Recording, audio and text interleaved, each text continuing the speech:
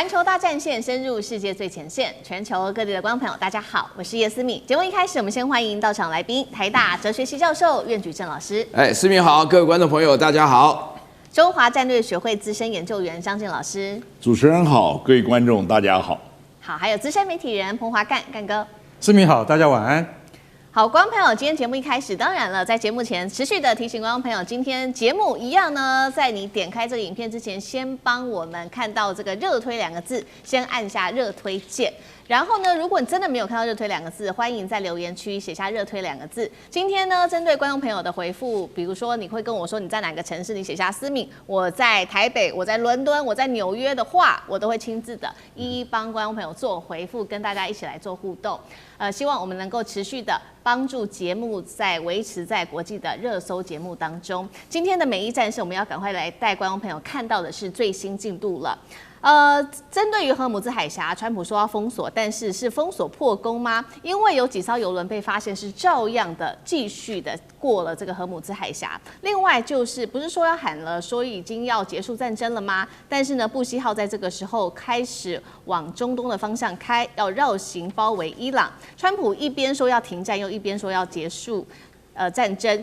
一方面又有3艘航母持續的壓境，這個戰爭到底會如何來做發展？是假停火嗎？今天就是這一題，我們會一起來做關心。今天一共是3個火線話題，我們會請來賓也特別來幫我們做解析。第一個就是說，美國說的他要封鎖荷爾姆茲海峽，但是為什麼呢？這一艘被美國列入黑名單的中國大陸的郵輪，為什麼是可以照樣通行的呢？難道如伊朗說的嗎？美國只會對他不怕的國家來出手呢？好，再來第二件事情，我們要來看到的是，川普一邊說了戰爭結束，但是一邊呢繼續的施壓。美國是不是真的打不下去了，準備找台階下，還是準備好下一場更大規模的戰爭呢？第三件事情，今天也會來關心到說，川普喊的戰爭結束，但是為什麼第3艘航母布希號要持續的來包圍伊朗呢？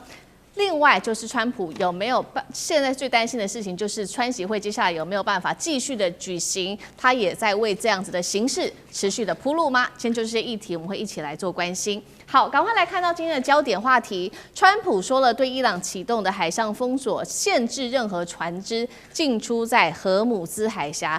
美方還很得意的說，已經封鎖啟動了，24小時之內都沒有任何來自於伊朗的船只通過這裡。這話一說出來之後，是立刻被打臉了，被發現中國大陸的郵輪，這個是復興號，已經成功的穿越海峽了，並且呢，這一艘郵輪啊，要注意到的事情是，它以前是被美國列入黑名單的郵輪誒，為什麼它可以通過呢？上面是載着25萬桶的甲醇，那麼在封鎖後，它成為首艘公開可以通過這個海峽的船只了。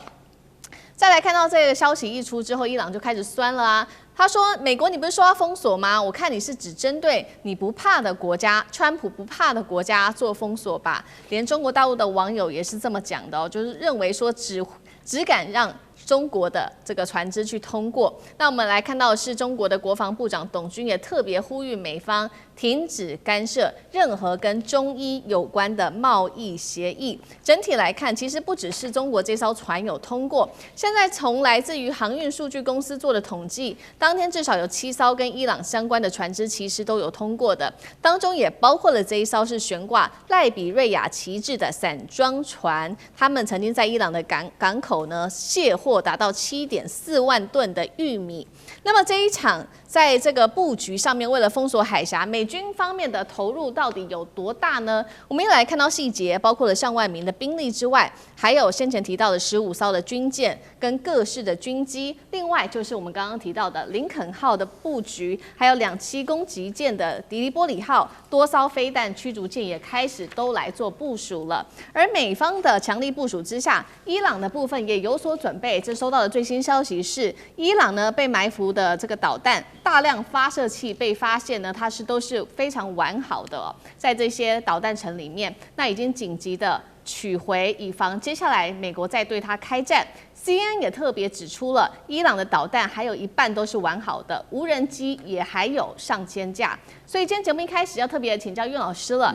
如果說被制裁的中國郵輪都能夠通過，這代表是美國的封鎖到底是假的嗎？還是政治的表演呢？還是美國只欺負他不怕的人？老師怎麼看？我把話說得明白一點，美國根本沒有能力來封鎖伊朗對於荷姆斯海峽的封鎖。大家一聽覺得很奇怪，我這邊不是在念繞口令啊，就是說美國要做的事情，是因為范斯副總統在協商破裂以後沒有辦法達到任何成果，然後川普就隨心所欲啊，就胡亂的講了這樣子，而且調來了15、16艘這個船啊，連那個什麼林肯號的這個航空母艦都過來了啊，然後呢什麼這個迪里號啦，什麼搞了一大堆船過來。好，我現在強調這件事情本身就非常荒唐。為什麼荒唐？很矛盾，因為原來這個協商停火2周，要協商的主要目的是要打開荷姆斯海峽。結果荷姆斯海峽的話呢，因為伊朗相對性的提出很多條件，不要講別的，光要賠償這件事情，美國就做不到。美國做不到賠償的事情以後呢，這個談判達不成任何的結果，自然破裂。破裂以後，那川普一下子就鬧起来了啊！就是我要再強調一遍，我要封鎖伊朗封鎖的荷姆斯海峽啊，然後呢要封鎖伊朗的港口，又改口了。那麼这第一件，這個事情很荒唐，因為美國憑什麼？他根本就地緣關係就不對呀，對不對？對伊朗來講的話，人家一大堆。第二件事情的話呢，伊朗主動發布，我沒見過。因為在這種情況下是停火2周，伊朗主任來講說，你美國算什麼啊？你只敢欺負你不怕的國家，你敢不敢欺負你怕的國家？那講究中國啊，對不對？那這種講法原來是中國不喜歡的。大家知道，中國本身來講愛好和平，不希望捲入到人家的事情，那這個就直接捲入去。啊，那是原因是什麼呢？原因伊朗跟中國之間有 pass， 伊朗要賣400萬桶一天的原油給中國，那中國這邊他需要這個量，這個量的話對他來講有很大的幫助。但是總而言之的話呢，那麼中國目前為止注意到這件事情，要牽扯到我的利益，你休想。第3件事情哦，董軍發言了，國防部長發言了，這個非同小可，因為大家都知道伊朗那幾架無人機啊、炸彈啊、高音速導彈啊，幾千枚還算，剩下多少千枚什麼的。我告訴你，無人機的話，大陸帶着炸彈的無人機起碼100萬架，啊，高音速導彈的話呢，起碼30萬個。那美國非常清楚啊，你根本就不用對伊朗，因為2個禮拜的停火期一過，我給大家舉個例子啊。那麼大家都知道，原來這個林肯號很牛啊，搞了300公里的話，被伊朗打過幾次，也跑了1000公里，現在要跑回來封鎖，據估計只有200多公里。在這種情況下，等到伊朗一旦得到了新的裝備，你說要不要攻擊它？那太容易了嘛！你隨便架幾門大炮都可以打到它底下的護衛船，所以這件事情本身就不可能。然後伊朗借這個機會在嘲笑美國，然後另外中國本身來講的話呢，我覺得是一個非常重要的變數，因為從來沒有看到中國直接參與了中東裡面的事務。啊，因為通常來講，大家都以為中國摸摸鼻子跟委內瑞拉一樣，沒有買的話呢，所以川普現在講說，你中國沒有油沒關係，你可以跟我買啊。哦，買什麼？買委內瑞拉的油啊！現在輪到我在賣，這個開什麼玩笑？這根本就是個流氓的做法，對不對？我跟你講，大家心裡一定要了解這件事情非同小可，因為昨天我們就看到啊，這個 Rich Star 啊，就是他的一步一直看到他整個通過，他從拉拉克島上面往上一直走，慢慢通過了整個過程當中，它裡面所出現的一個結果，底下就跟着走，啊，因為大家就會發覺，伊朗加上中國再加上俄羅斯不會對美國客氣的。好，所以確實美國還是選國家哦，哪一些國家他怕的就可以讓他通行過去。那是不是就直接等於打臉了川普說24小時都沒有任何船只通過？也請幹哥來看。另外就是請教這場戰爭接下來會怎麼樣發展？因為剛剛說的第3艘的航母布希號現在也逐漸的往中東的方向要過去了，幹哥怎麼看？好，有一艘叫賴比瑞亞這一艘貨輪哦，他說他是從伊朗的港口，正式從伊朗港口叫做伊瑪目荷梅尼港。哇，那我跟你講，其實美軍早就已經在 GPS 上面看到他了。哎，他怎麼樣？他帶着7.4萬噸的玉米之後，他仍然通過我的拉拉克島，然後過去了。這件事情你要怎麼說？可是沒有啊，中央司令部說不對，我跟你講，我們成功了阻止了至少6艘船讓他掉頭，叫他回去啊，叫他回去。美軍驅逐艦強勢啊，這要看什麼？這要看說它上面掛了什麼旗嘛？很簡單，因為有些東西我跟你講，你不能硬幹，你硬幹的話，我跟你講，你可能會觸及到你怕的國家的利益，就像剛才那個復興輪一樣。就是这是中國的船，我告訴你，復興輪在美軍的在他們的電腦裡面，你知道是什麼叫累犯？什麼叫累犯？你知道？就是這艘船我們太了解它了，我們太熟悉它了，因為它常常跟伊朗交易什麼？交易石油。這是在好幾年前，他們的電腦的那個磁碟裡面就已經記錄下來。傅新倫是榜上有名的，這排名前幾名的戰犯就對了啦。他只要說一動 ，GPS 都知道。可是這次，他就過去了，為什麼？那你不讓他過去的話，你想要付出什麼代價？甘願老師講，你要付出什麼代價？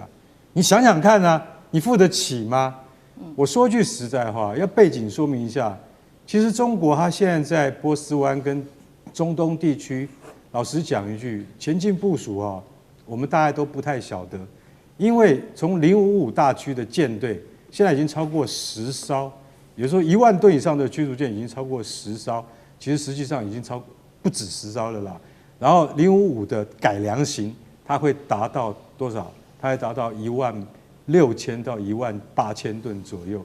這些都積極在做，所以美軍知道他自己本身對於區域干預跟地緣政治發話的能力，現在逐漸在下降當中。美國自己本身都沒有掃雷能力了，但是現在逐步在增強掃雷能力的是哪一個國家？就是中國，而且是遠洋掃雷的能力，遠洋干預的能力。像這樣，我就是坦白講說，傅新倫你要過去，你要把他攔下來，因為是在你榜上有名的黑名單，你攔下來的後果是什麼？先想一下，那個是什麼樣的結果？後來就不敢。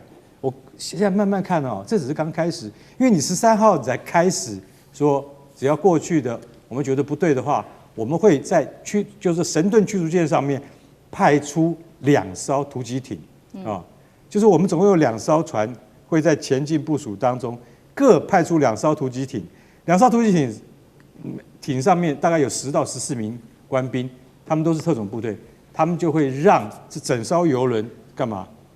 到我指定的港口給我停，這叫扣押啊，就在他們的捕獲法裡面所特別稱謂的扣押。那你現在如果說以後中國的郵輪、貨輪都常常經過的話，你要不要扣押？因為在你的眼裡，他們都是資助伊朗方的什麼的，就在你的眼裡就是不當貿易的國家，那你就要扣押中國的船。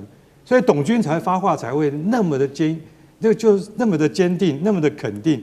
而且語氣已經非常不客氣，就是說，接下來的話，如果說在發生這樣的事情的時候，如果你美國再一意孤行的話，那中國就不會客氣了。好，所以中國會有所反擊嘛？那接下來我們也來看到，就是說，那美國在這個當中，一邊他說要封鎖荷姆茲海峽，那另外一方面他又說了，因為這是最新來自於川普的喊話，他說他已經要結束這一場戰爭，他說戰爭已經結束了，但真的是這樣子嗎？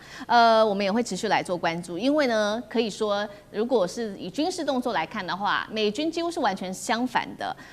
從美東出發的上月底出發的這個布希號，現在已經橫跨到大西洋了，而且呢，過去不是都會走地中海嘛，這一次不走，那改走的是非洲的南端的一個外海。接下來會繞到阿拉伯海，被視為說他太擔心了，這邊會不會有伊朗啊，或來自於胡塞組織的攻擊？那如果順利部署的話，接下來就是可以看到在中東地區這邊是3艘航母了，包圍伊朗的態勢。那川普說的停戰到底是真的還假的啊？那另外一方面，現在戰事升溫，川普要擔心的事情就是5月份不是即將會有川習會了嗎？會不會影響到這個川習會的舉行？這個時候川普又喊話了，他說：我跟中國關係很好，習近平也希望趕快結束這一場戰爭，但是華府智庫也說了一個警告，說你川普現在呢，其實把荷姆茲海峽封住之後，是讓中國大陸非常為難的。如何在美伊之間，他可以做到戰略模糊，會越來越困難。那張正老師又怎麼看？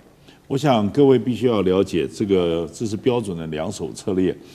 大家只要回想一下，這個在真正2月28號，以色列跟美國聯手去攻擊伊朗之前，他在2月的聯席這個就是演講之中，還在那邊信誓旦旦說絕對不會動用武力。所以呢，這個嘴上講一套，真正來做是標準兩手策略。我預備這個稱它為具有川普特色的打打談談。但是呢，我覺得大家今天判斷這個川普整個的思維不要把它放在川習會，而是這個川普的整個的思維是這個圍繞在11月3號美國期中選舉。他之所以要做這些戰爭衝突或者去川習會，一切就是為了鞏固他的權力。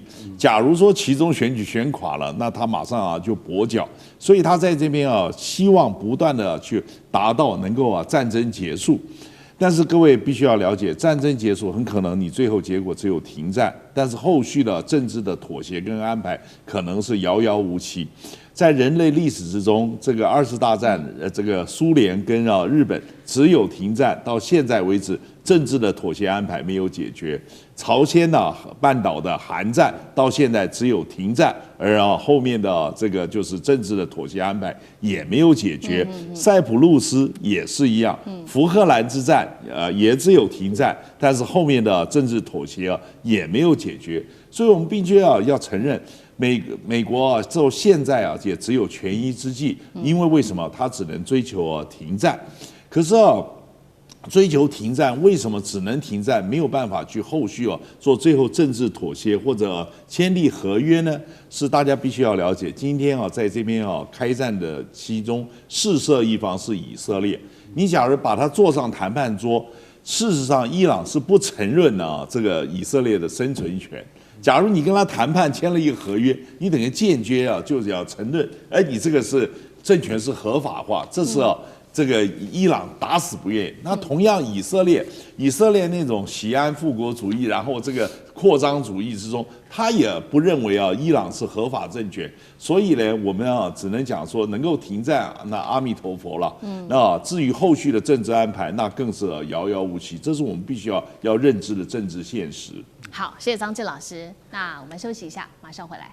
地緣政治、美中之爭、戰略價值、強權崛起、小國生存，現在與未來洞悉事件走向，掌握世界脈動，全球觀點。